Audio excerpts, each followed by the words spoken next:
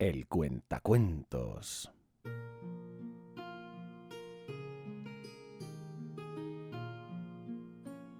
Este es el relato del fin de los tiempos de Warhammer.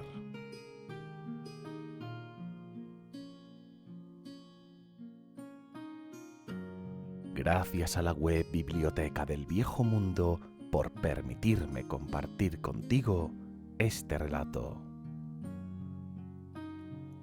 Ahora, acomódate, cierra los ojos y déjate llevar por esta historia.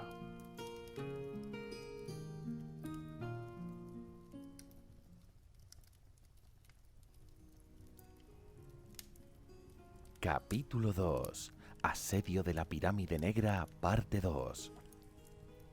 La batalla podría haber terminado allí y ahora. No importaba cuánto arengaran a sus secuaces Scrofulux e Isabela, simplemente había demasiados muertos vivientes.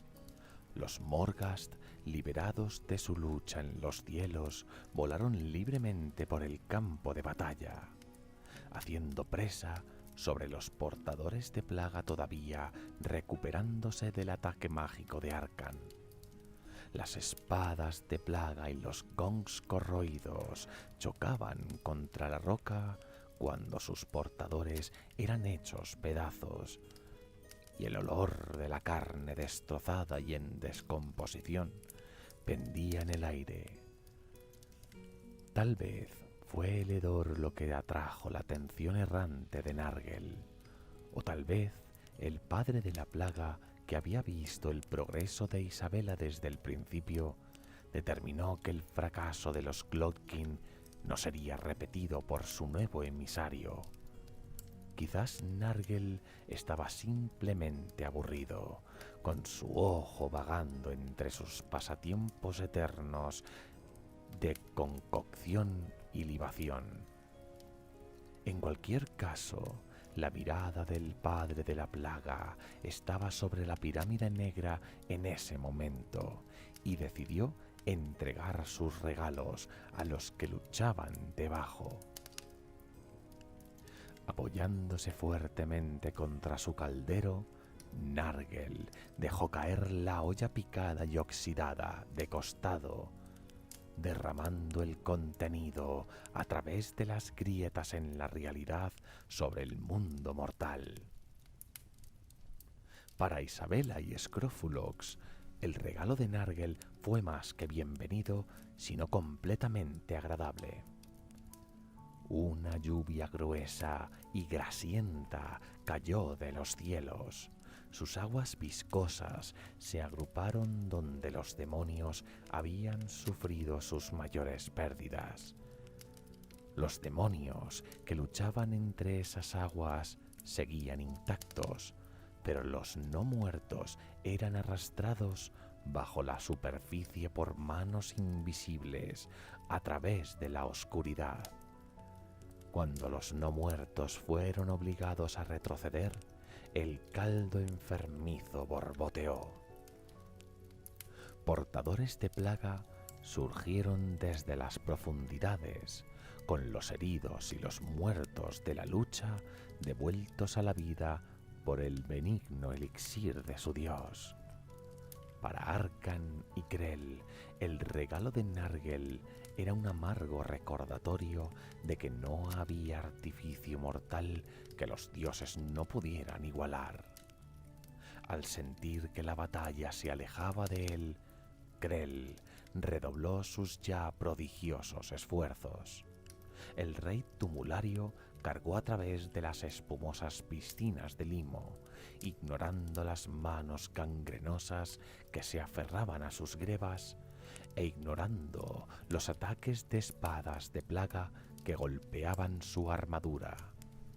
El hacha negra era un borrón mientras se abría camino y giraba, y el punto final de cada movimiento acababa simultáneamente con la muerte de un portador. Detrás de Krell llegó la infantería de la Legión Maldita, atados a su voluntad como lo habían estado durante largos siglos. A pesar de que sus pérdidas se elevaban a cada paso, los esqueletos y tumularios seguían avanzando hasta el enemigo, apuñalando y empujando a medida que avanzaban. Desde su punto de vista, Arkan vio a Scrofulus intimidar a los más cercanos portadores de plaga en una apariencia de línea de batalla. Los lentos demonios eran blancos fáciles para los golpes atroces de Krell, y el Liche consideró que la mayoría todavía estaban desorientados por su resurrección reciente. Aún así, la intervención de Nargel había cambiado masivamente el rumbo de la batalla, y las probabilidades que enfrentaba la Legión Maldita eran enormes.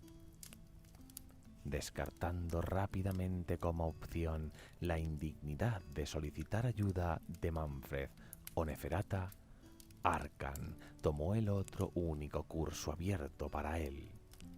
Convocando a los Morghast a su lado, el rey Liche instó a su montura, Razarak, a los cielos y voló para unir su poder a Krell.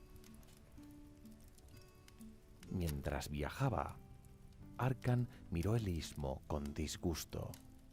Debajo de él, la batalla se había convertido en una melee, un lío desordenado que era profundamente ofensivo para la mente del rey Liche. Grupos de portadores de plaga se habían abierto camino entre la línea de la Legión Maldita, estropeando el cuidado orden de batalla que Arkan había decretado. Al oeste, los caballeros de la Legión Maldita estaban atascados en medio de un enjambre ardiente de nurgletes. Por cada uno de los ácaros que eran asesinados, otra media docena llegaba cacareando y riendo a la lucha. Se necesitaban 6 o 7 nurgletes para tirar a un tumulario de su corcel, y costaba la vida del mismo número de diminutos demonios en el intento, pero los nurgletes nunca se aburrían con el juego. Al este, los zánganos de plaga acosaban el flanco derecho del avance de Krell. Las abultadas moscas demoníacas zumbaban al acercarse, esquivando los lanzazos y los golpes de espada que había en su camino. Luego, agarrando a las víctimas, subían por encima de la niebla, antes de lanzar los cadáveres hacia las aguas etéreas del lago de la muerte. Así, el avance de Krell dejaba un reguero de restos de esqueletos rotos. Arkan utilizó el lago de la muerte para restaurar estos huesos dispersos, formándolos en regimientos desarticulados y harapientos que podrían seguir tras Krell. El Liche estaba disgustado por encontrarse unido al desorden de la batalla, pero odiaba aún más la posibilidad de fracaso.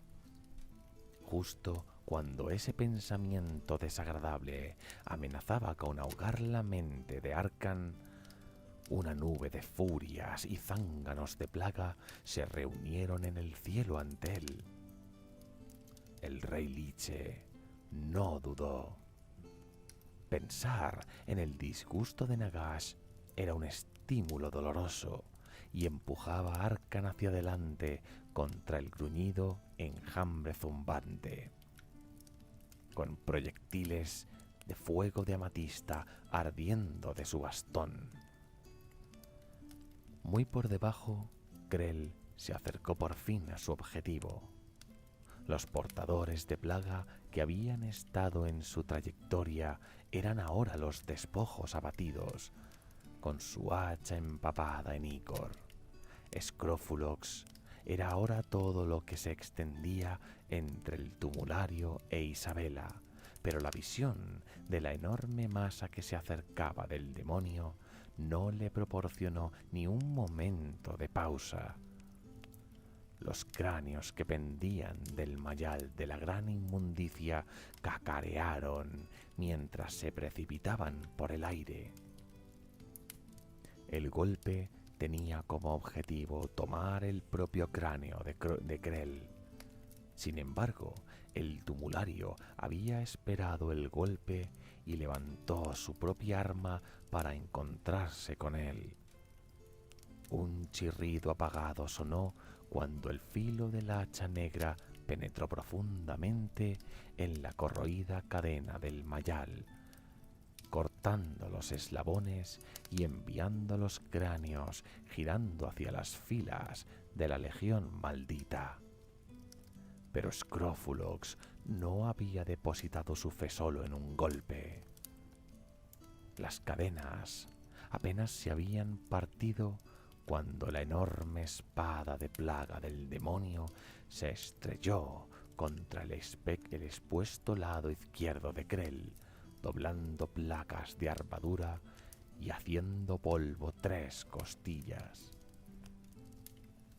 Krell se tambaleó contra un grupo de archivistas portadores de plaga, con sus huesos astillándose en la cara interior de su armadura.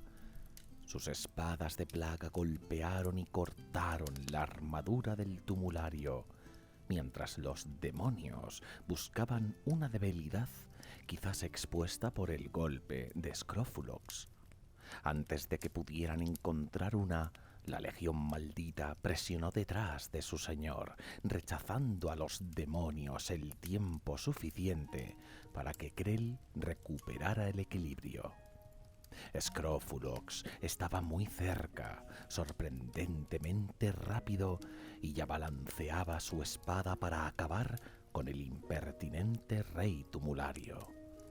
Esta vez, Krell no hizo ningún intento de bloquear el golpe de la gran inmundicia. Simplemente se agachó bajo el arco de la pesada lámina. Luego se levantó, con el hacha golpeando por debajo del brazo hacia el vientre del demonio. Scrofulux era más pesado que el tumulario y no tenía oportunidad de esquivar.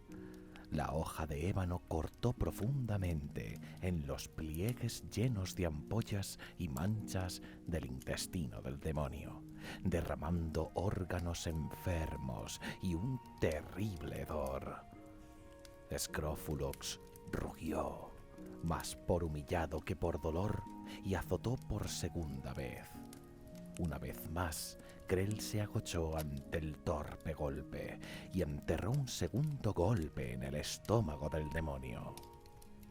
Sin embargo, esta vez el hacha negra se clavó profundamente en la carne succionadora de Scrofulux.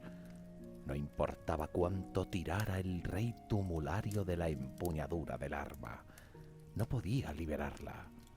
Entonces el demonio mayor azotó con un puño carnoso y Krell fue lanzado lejos, con su hacha aún incrustada en el cuerpo del otro. Isabela, viendo el duelo por detrás de la masa corpulenta de Scrofulux, aplaudió una vez y se rió de la situación de Krell. Su diversión solo crecía a medida que los fuegos bruja del tumulario brillaban de rabia. Una vez más, la legión maldita presionó hacia el lado de Krell, esta vez manteniendo a Scrofulux a raya con su prensa de espadas. Sin embargo, Isabela ya no estaba preparada para quedarse ociosa. Avanzando rápidamente, rasgó la tapa de su cáliz y mantuvo el vaso dorado en alto. De inmediato, el vil fluido de dentro empezó a burbujear y agitarse, dando a luz una espesa y densa nube de esporas, cuyos pliegues verdosos corrían hacia el sur a través de la legión maldita. Donde las esporas se asentaban, la armadura y el hueso se desmoronaba, consumidos por las bacterias hambrientas dentro de la nube. En cuestión de segundos, la primera fila de la Legión Maldita no era más que un estropicio licuado. Y aún así las esporas continuaban hacia el sur, trayendo el mismo destino a los esqueletos que marchaban detrás. Protegido como estaba por magias más fuertes, Krell soportó las esporas, pero ni siquiera salió ileso de la nube. Lo que quedaba de su armadura era poco más que una masa oxidada, y su lado derecho entero estaba picado de viruela y empapado con fluido verde que rezumaba. Sin embargo, el tumulario no cayó y se lanzó hacia donde su hacha todavía estaba enterrada en el estómago de Scroflox. Por desgracia para Krell, cada paso era solo un tropiezo, y la gran inmundicia tuvo poca dificultad en alcanzar los huesos en descomposición del tumulario. Levantando en alto a Krell por las espinillas, el demonio lo miró por un momento, observando cómo los minúsculos niños de Nargel se daban un festín. Entonces, con una risa en auge rápidamente silenciada, Scroflox bajó el cadáver desintegrado de Krell a su boca podrida y se tragó al mortarca de la desesperación entero. Los portadores de plaga se lanzaron sobre la arruinada Legión Maldita, con la risa estridente de Isabela resonando sobre ellos. Fue entonces cuando Arkan golpeó. El mortarca de Sacramento cayó en picado de los cielos, con morgas de alas andrajosas tras él. Los zánganos de plagas supervivientes corrieron tras ellos. El aire rezumó con su resentimiento, pero los demonios eran demasiado lentos. Los Morghast barrieron a los portadores de plaga con las espadas espirituales, rastrillando grupos de archivistas desde arriba. Los Morghast Archai convergieron sobre Scroflox, que todavía se sentía pesado con una comida que le estaba sentando algo mal. Se esforzó en vano para tirarlos de los cielos. En cuanto Arkan fue directo hacia Isabela, cayendo de los cielos como un cometa de amatista. Atrapada por sorpresa, Isabela levantó los brazos, instintivamente protegiéndose del ataque de Arkan, pero las llamas llegaron de todos modos. Su carne y sus cabellos se prendieron, ardiendo y ennegreciéndose mientras los fuegos se asentaban.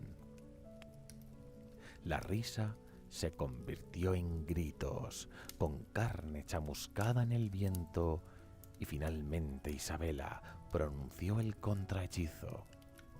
Al instante, las llamas murieron, apagadas como una vela al toque de queda, dejando a la condesa como un trozo quemado de carne retorcida. En algunos lugares aún resplandecía con un rojo enojado. Sin embargo, Isabela todavía estaba en pie, con el cáliz de oro brillando en una mano negra como una ceniza y ojos hundidos mirando con odio mientras el rey Liche se posaba ante ella. Arkan vio un pequeño reto en la ceniza grotesca que estaba delante de él. Los mismos fuegos que habían devastado a Isabela también habían reparado sus pequeñas heridas, drenando su esencia para fortalecer la suya. Sin embargo, era cauteloso. La temeridad ya no estaba en la naturaleza de Arkan más que la compasión, y el rey Liche se cuidó de protegerse antes de acercarse más. Las piedras de la pirámide negra estaban unidas con fragmentos de almas torturadas, tanto como un mortero, y el rey Liche liberaba ahora muchas de ellas forjándose un escudo de espíritus mientras se abalanzaba sobre su enemigo. Incluso ahora, Isabela era más rápida de lo que parecía. Mientras los ejércitos luchaban a su alrededor, la condesa soltó su cáliz y saltó hacia Arkan. Fragmentos de su carne ennegrecida cayeron mientras se movía, pero estos no fueron atendidos. Todo lo que concernía a Isabela era que su toque maldito cayera sobre Arkan. Estaba muy cerca del fracaso y no se atrevía a pagar el precio que seguiría. Continuó adelante, ignorando el dolor de sus heridas, saltando por encima de la cabeza de Razarak. Aterrizó pesadamente con ambos pies, balanceándose precariamente sobre la espina dorsal del horror abismal. La espada de Arkan voló, arrancada de su mano por la esbelta cuchilla de la condesa, y entonces Isabela agarró la garganta del rey Liche con su mano libre. Arkan sintió que los espíritus de su escudo gritaban lamentándose mientras la maldición de Isabela los consumía. No le importaba su desaparición, salvo por el desafortunado hecho de que probablemente también anunciara la suya. De nuevo envió su fuego bruja a través del cuerpo de la condesa y otra vez ardió como una antorcha. Pero Arkan notaba que su escudo de almas cedía ante la maldición de Isabela y se vio obligado a desplegar sus esfuerzos para reforzarlo. Isabela sintió cómo el flujo de la magia del Liche cambiaba. Dejando a un lado su espada, cerró la mano junto a la otra, apretada sobre la garganta de Arkan. La maldición laceró al Liche con más ferocidad que nunca. En su desesperación, utilizó las magias que sostenían a su ejército, socavando las energías de los Morghast para evitar el olvido. El Liche sintió desvanecer el asalto de la maldición, rechazado por las magias que había robado. Fue entonces cuando Isabela cambió de táctica. Aunque no había hecho ningún intento de empuñarlas, no había olvidado las magias de su vida anterior. Ahora, con la concentración de Arkan fija únicamente en la maldición, invocó el mismo fuego bruja con el que el Liche la había asaltado y lo dirigió a su enemigo. Las llamas de la carne de Isabela fluían por sus cuerpos hacia el Liche, extinguiendo los fuegos bruja de su cráneo y prendiendo sus pesadas ropas. Al mismo tiempo, la piel ennegrecida de la condesa se curó, restaurada a su brillo de alabastro, mientras el fuego bruja quemaba a Arkan de dentro hacia afuera. Isabela se detuvo un momento más, con la risa surgiendo de nuevo de su garganta. Luego se inclinó a través de las llamas, besó la frente del cráneo desnudo del Liche y se alejó.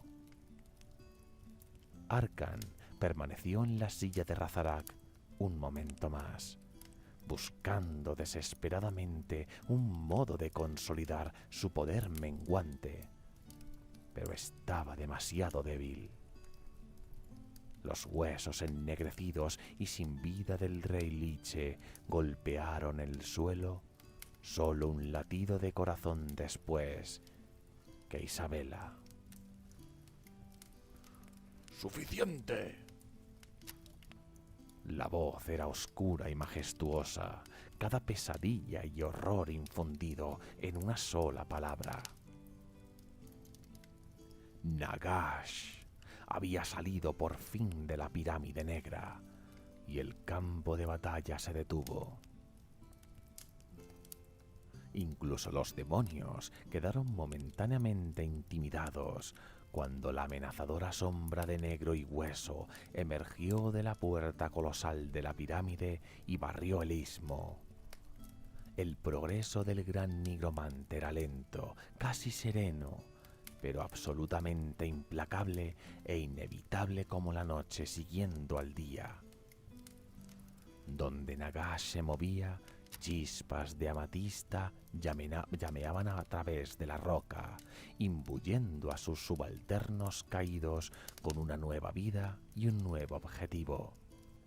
Sin embargo, un grupo de archivistas zánganos de plaga fueron los primeros en recuperarse y cargaron zumbando con furia para enfrentarse a Nagash. Ni siquiera se acercaron tanto como la longitud de una espada.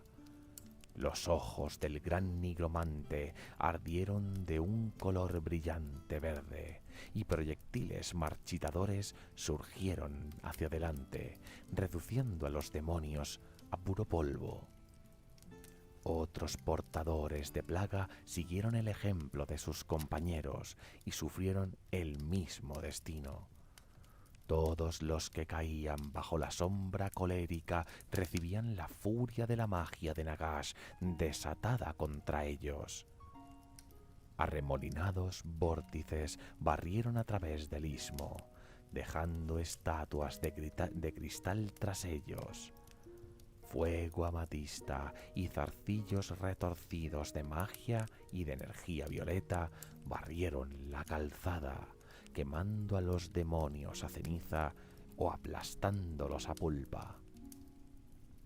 Así fue que antes de que el gran nigromante hubiera pasado a mitad de camino a lo largo del istmo, la mayor parte de los demonios supervivientes habían decidido seguir la batalla contra sus subalternos, golpeando con la creencia consagrada de que algunas cargas eran la responsabilidad de generales y dioses, no meros soldados de infantería. Así, con los obstáculos destrozados o retirados de su camino, el gran nigromante pronto encumbró a la advenediza condesa que lo había forzado a abandonar sus sueños. Isabela estuvo de pie en silencio mientras Nagash se acercaba, con su espada y cáliz una vez más listos en sus manos.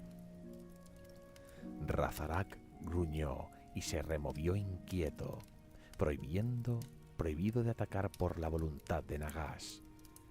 Si la condesa sentía cualquier miedo, no lo mostró, pero estuvo de pie orgullosa y erguida mientras el gran nigromante se acercaba. Scrofulux, ya lamentando el impulso que lo había conducido a tragarse a Krell, se apartó bastante rápido del camino de Nagash. Sus órdenes habían sido proteger a Isabela hasta que el impostor dios de los muertos apareciera. Su deber estaba hecho, y él no tenía ningún deseo de fallecer en lugar de la condesa ahora que Nagash había surgido.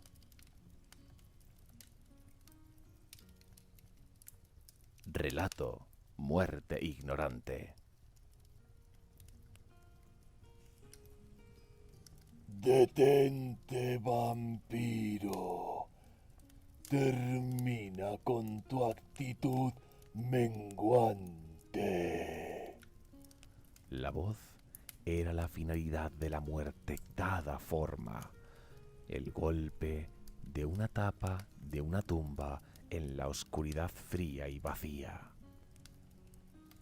He buscado largamente tu espíritu entre los muertos.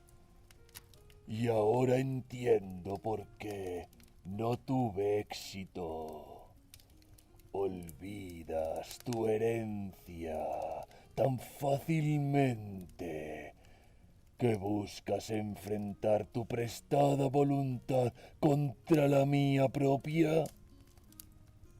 Isabela Sintió que su postura se deslizaba cuando un temor momentáneo la alcanzó. Nagash estaba en lo correcto.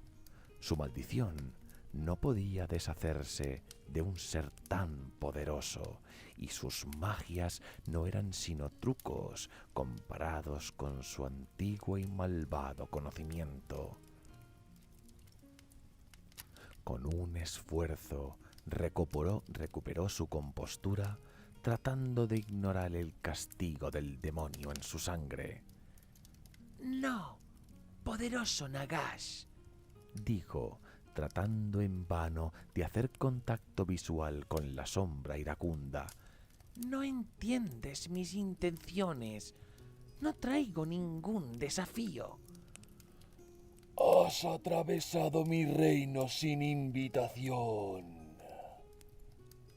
Has destruido a mis servidores.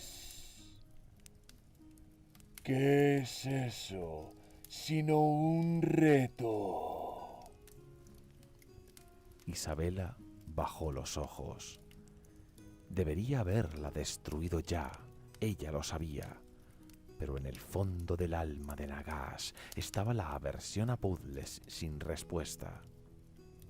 Isabela representaba un enigma, y el gran nigromante había sido incapaz de resistirse a buscar su respuesta antes de destruirla. Isabela sintió una extraña gratitud. Humillar a Manfred había sido una delicia. Destruir a Vlad había sido un reembolso agridulce en una vida robada. Pero este momento tenía un sabor propio y ella estaba aturdida con la alegría de ello. Una distracción, Susurró con una sonrisa aguda. Como si estuviera a punto, la primera explosión amortiguada resonó hacia el sur. Isabela levantó la vista para ver un puñado de monolíticas piedras negras que se separaban del flanco de la pirámide y se deslizaban hacia el lago de la muerte. Nagash soltó un rugido de ira, e Isabela supo que no importaba lo que siguiera, porque en el fondo ella ya había ganado.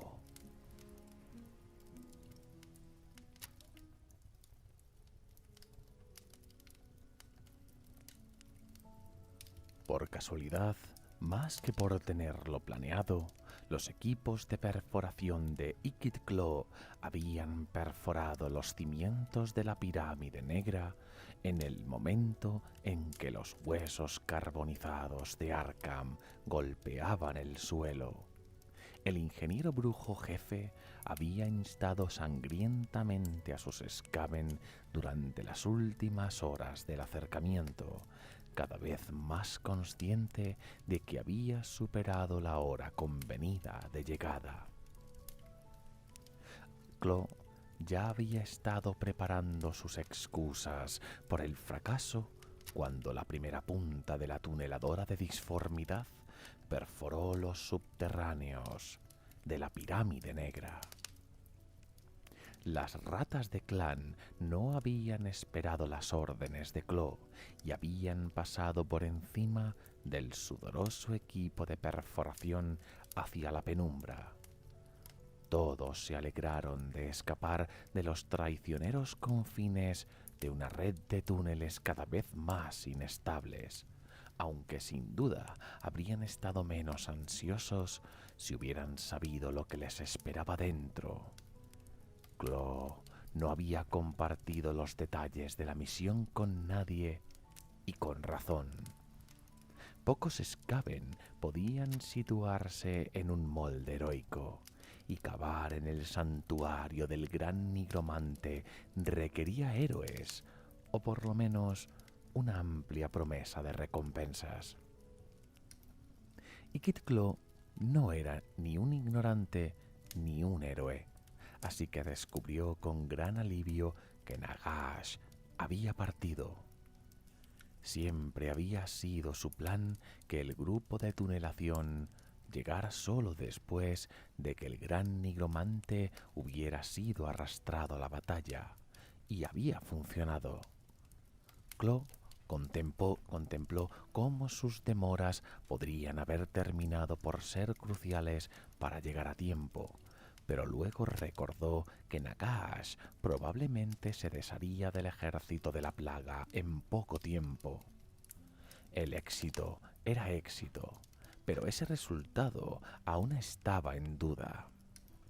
Clo tenía 6 bombas de disformidad a su disposición, el doble de lo que creía necesario para derribar la pirámide negra, pero ninguna cantidad de redundancia importaría si era asesinado antes de que pudieran ser colocadas y los fusibles de retardo establecidos para permitir al ejército escapar. Gritando ásperas órdenes, Clo devolvió algún semblante de orden a su equipo de tunelación y se dirigió más profundamente hacia las tumbas.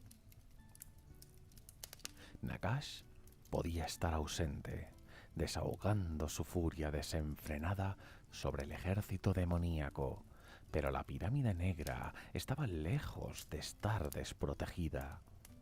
Estatuas unidas a espíritus estaban esparcidas por toda la tumba, no lo suficientemente sensibles para actuar según su propia voluntad, pero lo suficientemente conscientes del reino mortal para que otros pudieran usar sus ojos para presenciar quién iba y venía. En los largos meses de reposo de Nagash, este deber había caído en Barisov el Guardián, un nigromante de Silvania cuya lealtad y absoluta falta de ambición satisfacía perfectamente las necesidades de Nagash. Barisov no había dormido en todos los meses de su vigilancia, ya que Nagash había visto que tales necesidades mortales estaban más allá de él. Ahora, mirando a través de los ojos de unos Shapti, vio a los Skaven. Barisov se sintió desembarazado por el orgullo y no dudó en lanzar su mente sobre los vientos de la magia para que pudieran alertar a su amo. Sin embargo, la ira de Nagash era tan profunda y persistente que Barisov podía sentir que su voz no había sido oída. Levantándose, el nigromante murmuró las 7 ásperas palabras del despertar.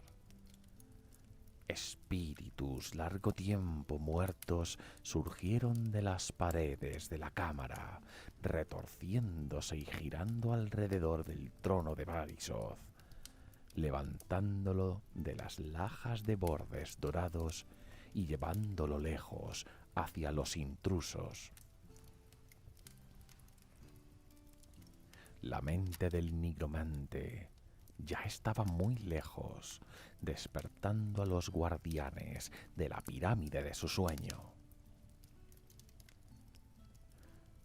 El ataque se produjo justo cuando la primera bomba de disformidad fue colocada en una amplia sala de galerías directamente debajo del santuario de reposo de Nagash. En los cálculos triplemente comprobados de Clo, este era el corazón estructural de la pirámide negra, donde una detonación de fuerza suficiente derribaría toda la estructura. A petición de Barisov, los Ushabti eran despertados, salieron de sus plintos sin más ruido que un chirrido de piedra antigua, fácilmente ignorada bajo cientos de escalofriantes pisadas. Clo supervisaba la colocación de la primera bomba de disformidad cuando un coro de chillidos aterrorizados cortó el aire. Volviéndose, vio una oleada de ratas de clan en pánico que se precipitaba hacia él.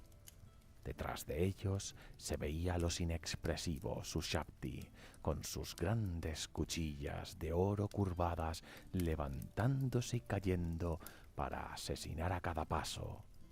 Las estatuas vivientes ya estaban salpicadas, de mucha sangre escaben. Arrojándose contra la marea de subalternos que huían, Clo alzó Diablo de la Tormenta y envió un rayo de disformidad a las construcciones de guerra que avanzaban. Golpeó en el centro de una de las estatuas con un crujido ensordecedor, abriendo un agujero a través de su pecho y enviando escombros dorados volando en todas direcciones. De nuevo, Clo golpeó a los Ushabti y esta vez otro fuego se unió al suyo. Los agudos crujidos y gemidos de los Yesail resonaron por toda la cámara. Clo vio derrumbarse a un Ushabti cuando una bala pesada rompió su pierna derecha. Los rayos de disformidad chisporrotearon cuando los aprendices de Clo se unieron a la batalla y luego se quedaron en silencio mientras los gruñidos metálicos del ingeniero brujo jefe les ordenaba que siguieran armando las bombas. Cuando Clo volvió a prestar atención a la batalla, los Ushabti habían sido destrozados, pero el eco de pesados pies sobre piedra le dijo al brujo que la lucha aún no había terminado. La confirmación siguió rápidamente.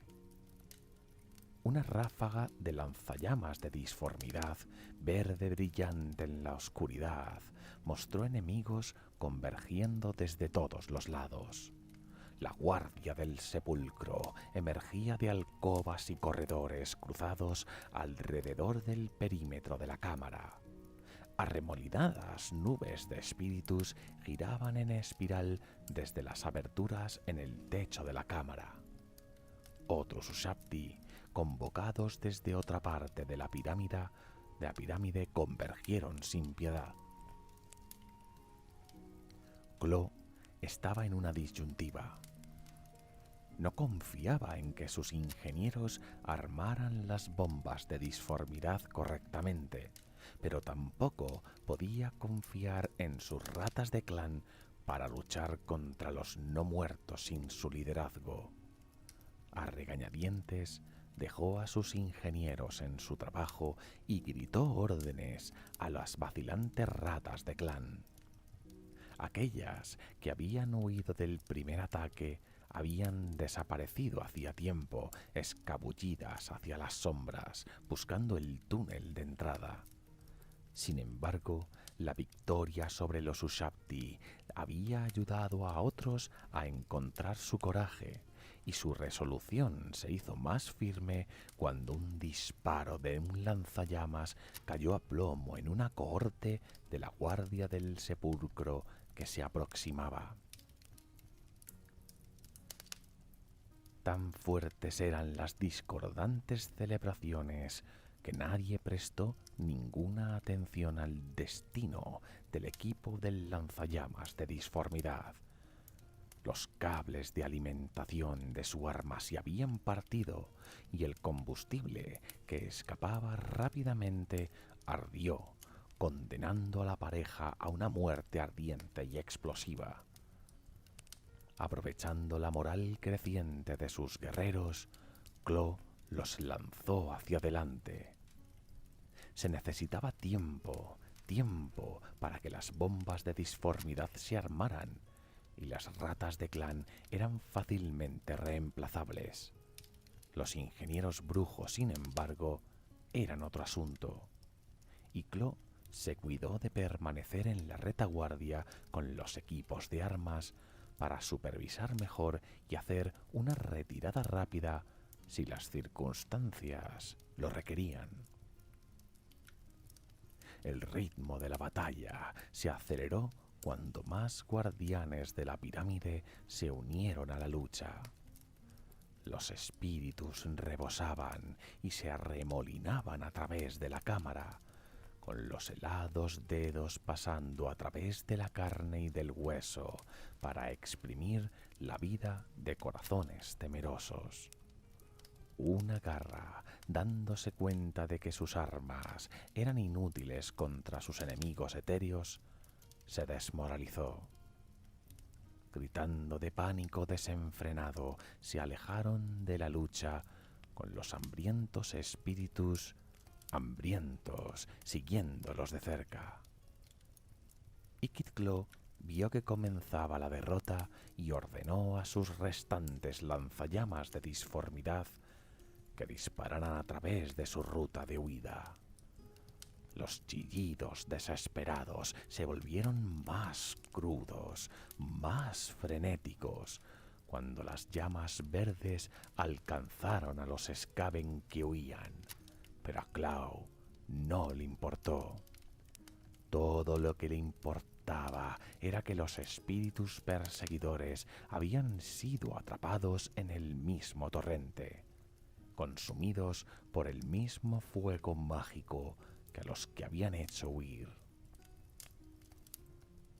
Los Yesail continuaron castigando con sus andanadas, disparando un disparo tras otro a los Ushabti. Sin embargo, el duelo no iba todo a favor de los Skaven. Un puñado de los constructos tenían arcos que disparaban sin romper el paso. Flechas del tamaño de pequeños árboles silbaban a través de la cámara, destrozando babeses Yesail y espetando al Skaven del escudo y al artillero con el mismo virote gigante. Pero fue en la lucha cerrada de escudo contra escudo donde las ratas de clan luchaban con la guardia esquelética, donde los Skaven hacían contar su número superior. Ciegas a todo menos al enemigo inmediatamente ante ellos, recibiendo valor por los estallidos enfermizos de luz que decían que los equipos de armas todavía disparaban, las ratas de clan golpeaban, mordían y hacían pedazos a su enemigo, casi berserkers en su determinación. Barisoth había esperado en las sombras mientras la batalla hacía estragos, permitiendo que la reliquia impía en su trono se diera un festín con la muerte y la destrucción. Ahora, mientras el sagrario Mortis avanzaba, el nigromante agrietó los sellos relicarios y con reverencia levantó alto el cráneo ennegrecido. De inmediato, una pálida energía espectral surgió de las órbitas de los ojos del cráneo, locos rayos de magia de muerte que buscaban la esencia viva.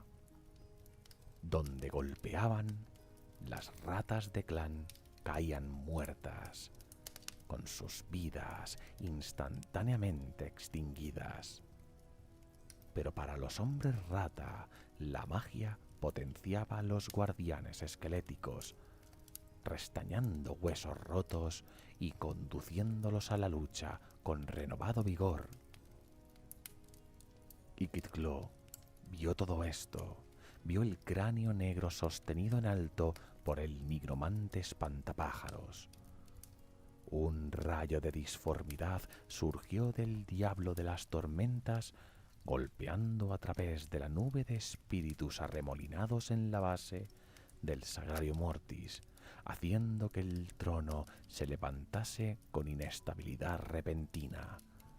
Sobre el trono, Barisoth se tambaleó, se patinó y finalmente cayó en las barandillas de hierro del relicario, casi perdiendo su agarre del cráneo negro mientras lo hacía. Aún así, la pálida magia seguía ardiendo y retorciéndose, succionando la vida de los cercanos Skaven y fortaleciendo a los guerreros muertos que luchaban. Ni siquiera la locura de batalla de los hombres rata podía cegarlos ante esta amenaza. De uno en uno y de dos en dos, pero pronto a docenas, las ratas de clan huyeron de la lucha. Al darse cuenta de que la situación solo podía rescatarse si el nigromante era asesinado, Ikit-Clo preparó otro proyectil del diablo de las tormentas. Sin embargo, antes de que pudiera soltarlo, un culpable grito de alarma le hizo girar. Un ingeniero sostenía una de las bombas de disformidad, con los brazos apretados alrededor de ella en un intento de ocultar al ingeniero brujo jefe el resplandor verde que palpitaba a través de la envoltura de la bomba. Conteniendo su frustración, Clo hizo un recuento de las bombas armadas. 2 estaban preparadas.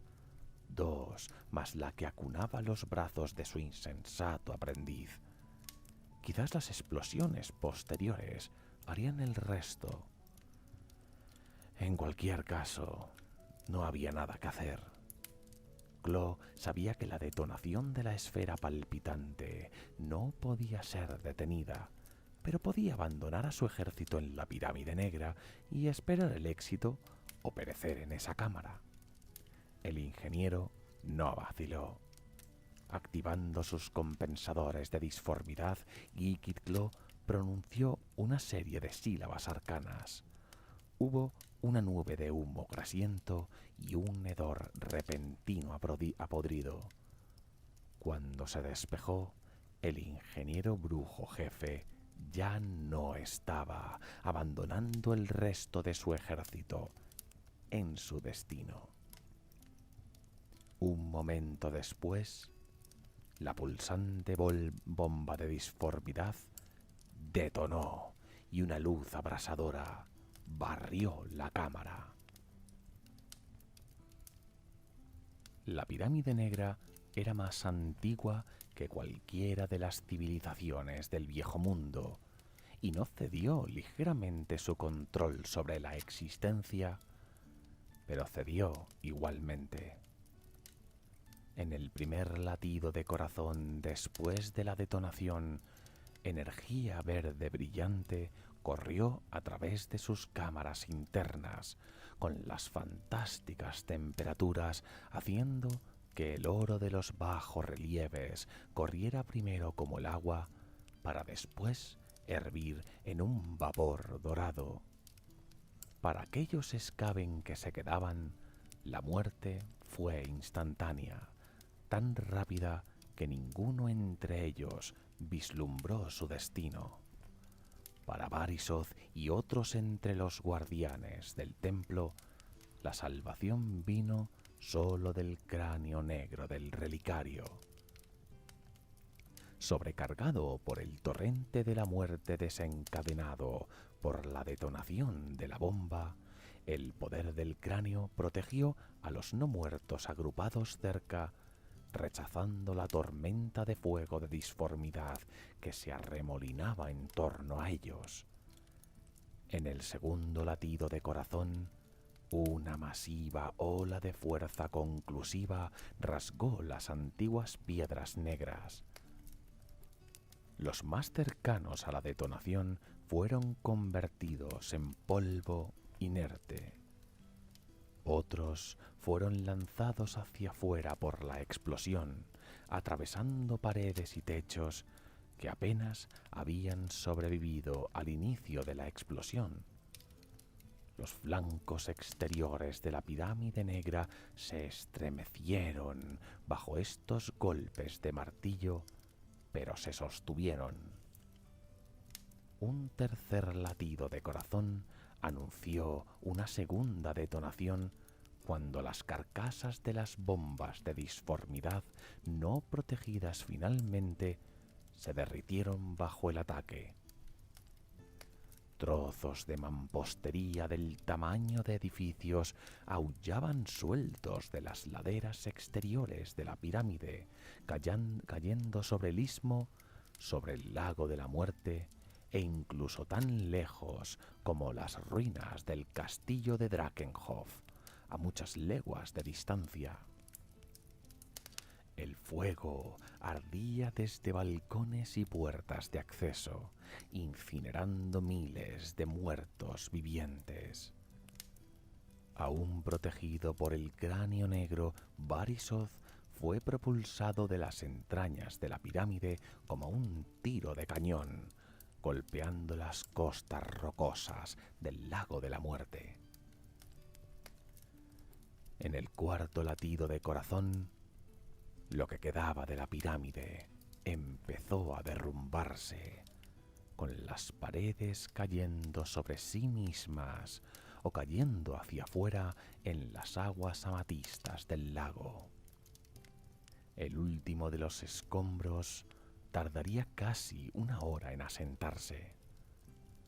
Desde el istmo, Nagash observó cómo la única constante de su larga vida se desintegraba ante sus ojos y se volvió loco. Se giró hacia Isabela, pero se encontró con que no estaba, huida en el momento de la conflagración de la pirámide. Dando voz a un rugido de rabia que sacudió las lejanas montañas, Nagash envió la magia hacia el exterior. No había forma para el hechizo que invocó, ni lógica, ni objetivo. No era más que una ola de fuerza castigadora, su ira con forma mágica.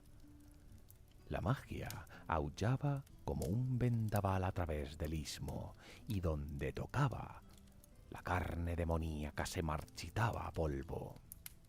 Scrofulux, demasiado lento para escapar como Isabela, se desgarró por la magia, dejando solo el polvo y los restos destrozados de Krell.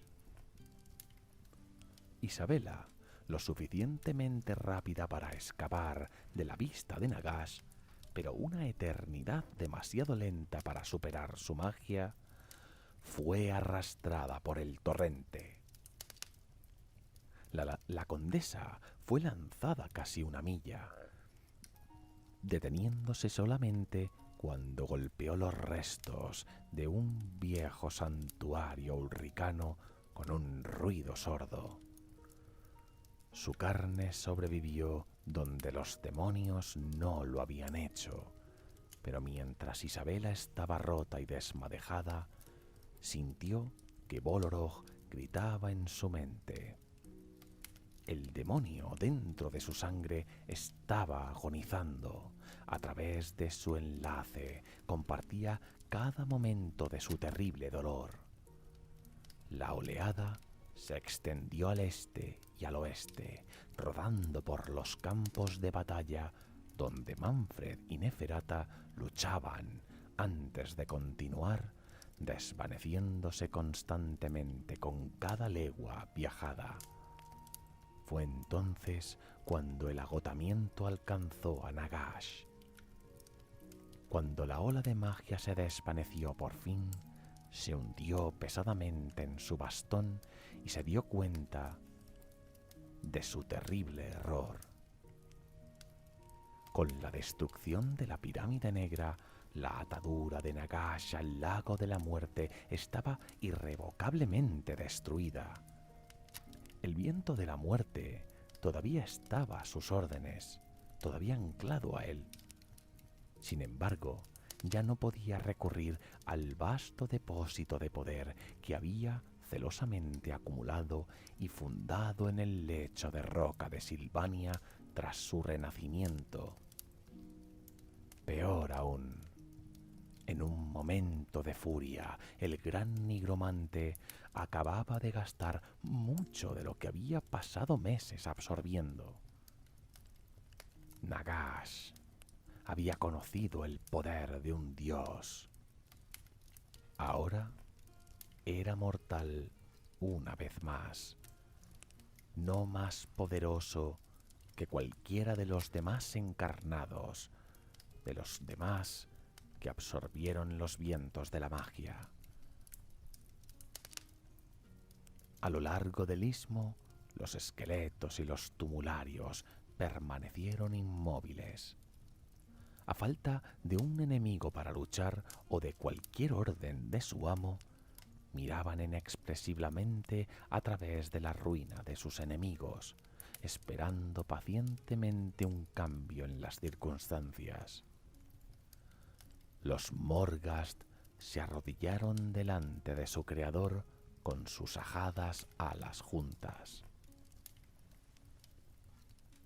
Nagash todavía estaba arrodillado en el polvo cuando Manfred y Neferata llegaron al istmo. Nada podría haber ocultado la muerte de la pirámide negra y había surgido la idea a ambos vampiros, casi en el momento, en el mismo, que el gran nigromante podría haber sido destruido en la explosión, dejando una oportunidad para que otro ascendiera en su lugar. Así, habían dejado la moribunda batalla en otras manos y volaron prestos hacia el sur.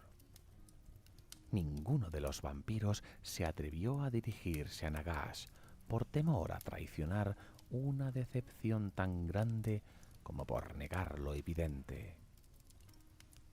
En cambio, simplemente asistieron en silencio. Nagash apenas notó su llegada.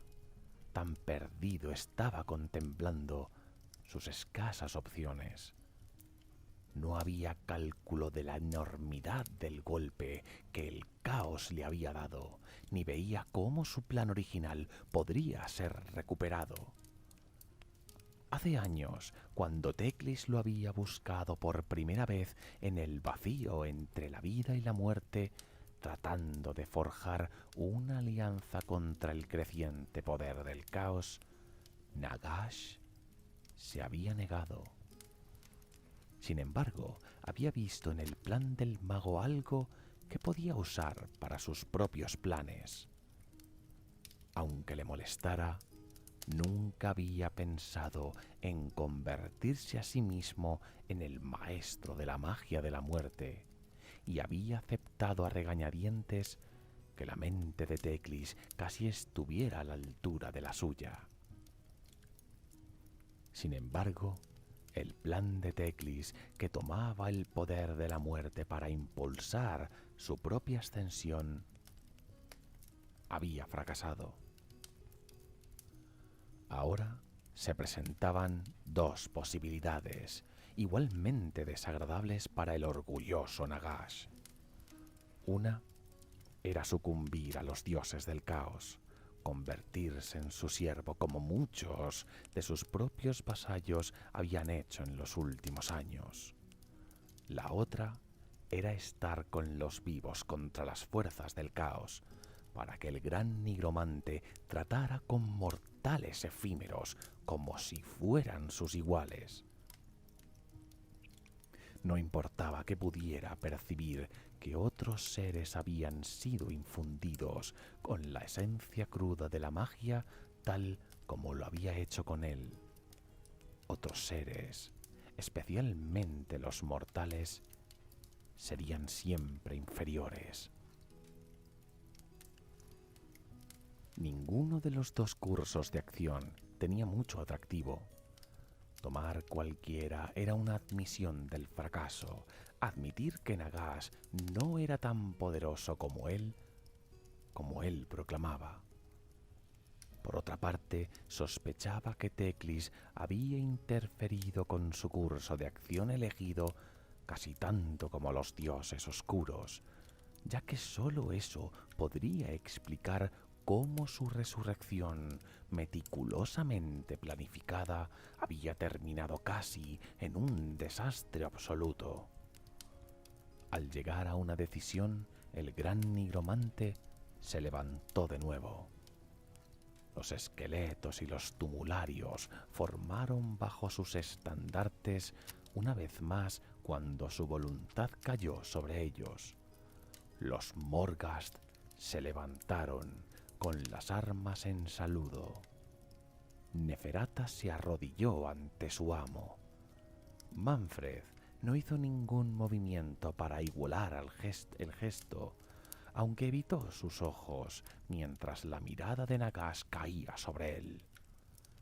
Apartándose de sus mortarcas, en su mayoría serviles, Nagash examinó los restos de la batalla. Sus ojos descansaron mucho tiempo sobre los huesos ennegrecidos de Arkan. El Liche no podía ser verdaderamente destruido mientras su amo caminaba al mundo mortal. Sus destinos estaban demasiado estrechamente vinculados para eso.